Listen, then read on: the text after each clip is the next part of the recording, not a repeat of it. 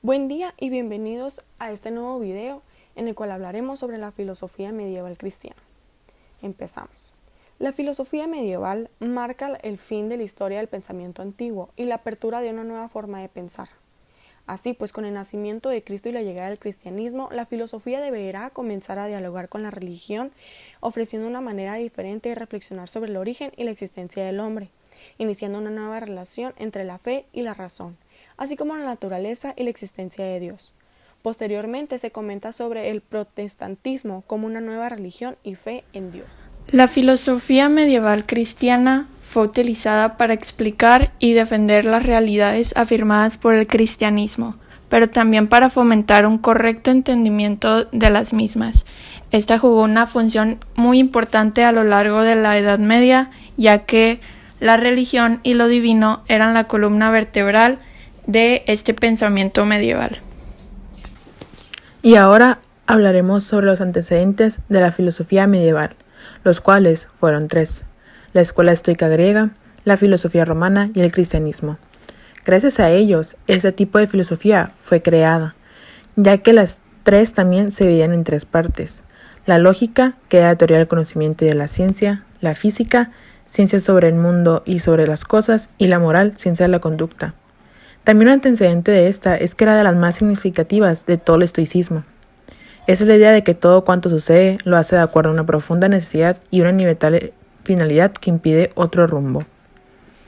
También gracias al estoicismo, que fue fundado por Zenón y por sus discípulos, tuvo una importante difusión por el mundo greco-romano, ya que es la filosofía que incluye la griega y la romana, como antes mencionado.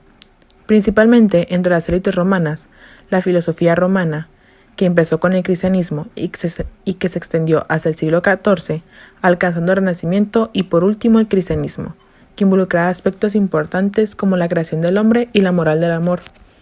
El estoicismo fue también un movimiento filosófico fundado en la antigua Grecia por Zenón de Sitio, el mismo que creó ese tipo de filosofía, quien después de tomar contacto con la filosofía socrática, cínica y megárica, creó una escuela estoica. La filosofía cristiana comprende dos periodos centrales claramente diferenciados: la parística y la escolástica. Cada una contiene dos grandes corrientes de pensamiento cristiano: el platonismo agustiniano y el aristotelismo. Los representantes de la filosofía cristiana patrística fueron, del siglo I al siglo IV, Apologeta San Justino y Tertuliano. En el siglo IV, platonismo agustiniano, San Agustín. Y del siglo V al siglo VIII, Transición Casiodoro, Boecio y San Isidro, escolástica. San Agustín. San Agustín de Hipona nació en el año 354 después de Cristo en Tagaste, Argelia actual, y vivió durante la decadencia y años finales del Imperio Romano Occidental en África. Juventud y estudios. Agustín se educó como retórico en las ciudades neoafricanas de Tagaste, Madaura y Cartago. Entre los 15 y 30 años de edad vivió con una mujer de Cartagena, con quien tuvo un hijo en el año 372, llamado Adeodatos, que en latín significa regalo de Dios.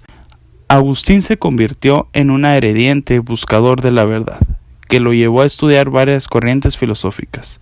Durante 9 años, del 373 al 382 después de Cristo, se adhirió al maniqueísmo, filosofía dualista persa, muy extendida en aquella época por el Imperio Romano.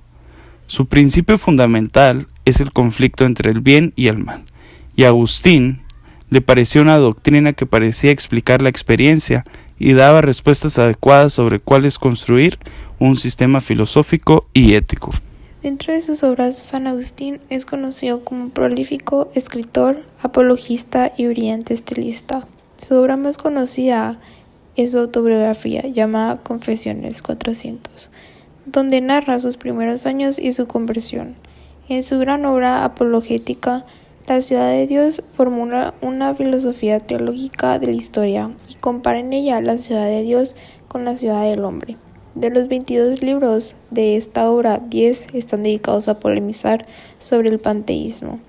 Los 12 libros restantes se ocupan del origen, destino y progreso de la Iglesia, a la que considera como oportuna sucesora del paganismo. Sus otros escritos incluyen las epístolas, de las que 270 se encuentran en la edición benedictina, fechadas entre el año 386 y el 429. Para entender mejor el tema, hablaremos sobre el cristianismo y la filosofía. El cristianismo no es una filosofía, pero al ser el hecho central de la historia del hombre, ha tenido y tiene una inmensa influencia en el desarrollo de la investigación filosófica. El cristianismo ha dado lugar a una segunda época de la filosofía, así como también el cristianismo vino a proteger y guiar al mundo durante la caída del Imperio Romano, salvando mucho de la cultura clásica. El cristianismo contiene un conjunto de verdades reveladas para que el hombre conozca su situación en el mundo y lo que necesita para salvarse. La ley y los antiguos profetas son perfeccionadas por Jesús de Nazaret. La filosofía medieval estaba estrechamente involucrada con la naturaleza de Dios y con la aplicación de la lógica y el pensamiento aristotélico en cada área de la vida. Un interés constante en este tiempo fue el de probar la existencia de Dios a través de la lógica si era posible. La filosofía medieval estaba fuertemente ligada a la filosofía cristiana, la cual estaba fuertemente influenciada a sí misma por la clásica filosofía islámica y por la filosofía judío-islámica en la Baja Edad Media, especialmente por los escritos de los filósofos musulmanes como Avicena, Abenpase y Averroes, y los filósofos judíos como Maimónides y Gersónides. Un esfuerzo temprano fue el del argumento cosmológico, convencionalmente atribuido a Tomás de Aquino. El argumento dice que todo lo que existe tiene una causa, por lo tanto, debe haber una primera causa sin una causa, y esa sería Dios. Aquino también adaptó este argumento para probar la bondad de Dios. Todo tiene algo de bondad, y la causa de cada cosa es mejor que la cosa causada.